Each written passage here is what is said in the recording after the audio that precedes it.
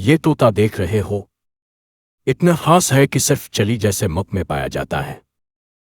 इसका नाम है स्लेंडन बिल्ड परकिट। लंबी चूंच, खूबसूरत सब्ज रंग और बहुत स्मार्ट।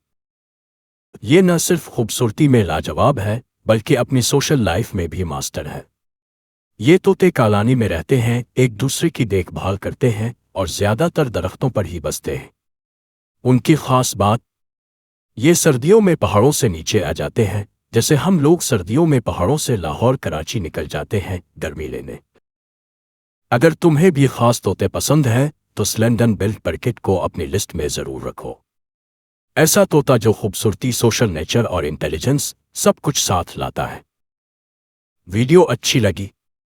लाइक करो, कमेंट्स में बताओ तुम्हारा फेवरेट तोता कौन सा है और फॉलो करना मत भूलना प्यारे परिंदों की दुनिया के लिए। पेट लवर्स, तुम्हारे लिए हर दिन नई वीडियो, नई इंफॉर्मेशन। और अगर परिंदे और जानवरों की सेल परचेज करना चाहते हो तो पाक ब्रीडर्स एप्लीकेशन को डाउनलोड करो।